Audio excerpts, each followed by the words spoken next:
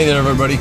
Well, I just finished up a session of Lock and Load and was playing with my friend Pete over at Great Hall Games in Austin, and we had a pretty good time. It was a scenario I had not played before and involved some Rangers, one Delta Force squad, and some regulars. I think it's 10th Mountain, attempting to get off map, ostensibly to head back to the airfield to re-equip and come back and rescue the folks from the helicopters that were downed. So you had 7 turns, a Somali force that did not grow in strength over time. It was more of a set-piece battle with them blocking the roads, knowing that the enemy was coming.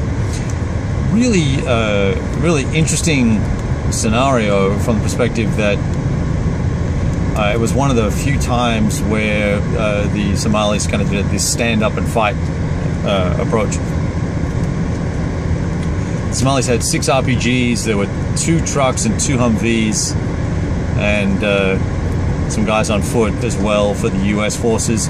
And I really kind of felt that the situation, the scenario seemed to fall apart come turn 5. Once I managed, as the Allied player or the US forces player, managed to sneak 2 trucks off the map to garner 6 victory points. I lost a Humvee that picked up 3 VPs for the enemy, for the Somalis.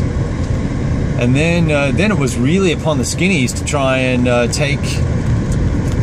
take some of my guys down to get more VPs. I was in a winning position and was not forced by the victory conditions to really exit anything else or put my guys at risk. So we talked about it a little bit, and I was looking at the map, and I started to move forward in turn 4. I got the units off in turn 4, and I moved the rest of my guys up, and a few chaps were shaken and put in sort of precarious situation, and I moved them back into a building with a leader. In fact, some guys from the vehicle that was destroyed were also shaken in turn 3.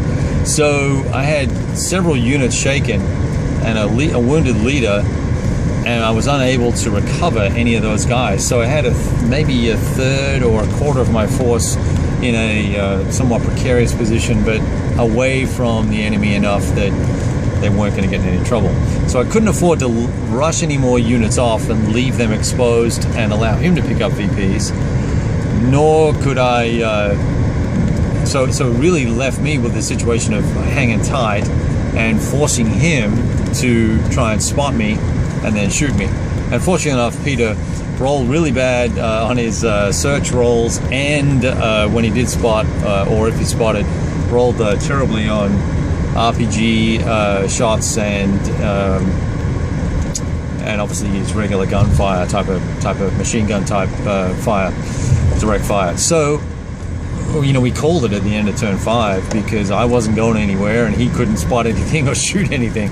So it was a little bit mildly disappointing from the perspective that I think the rules for the victory condition needed to be either a more significant margin was required for victory by both sides, or something of that nature, because either side, once you got ahead, you really had no incentive to try and do any further damage.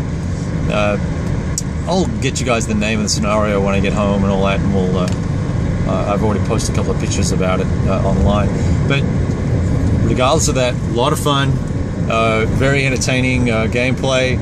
We had really nice tempo going with the Delta Force and the Rangers, spotting units, forcing some direct fire, maybe being suppressed or getting lucky and being missed, and then putting units into melee against the skinnies, the Somalis, and that really put the hurt on them, because every combat, melee combat I went into, I was rolling either on the 3-to-1 or better table, and they were rolling on the 1-to-2 or worse table, so they had to roll 11 or 12 for kills.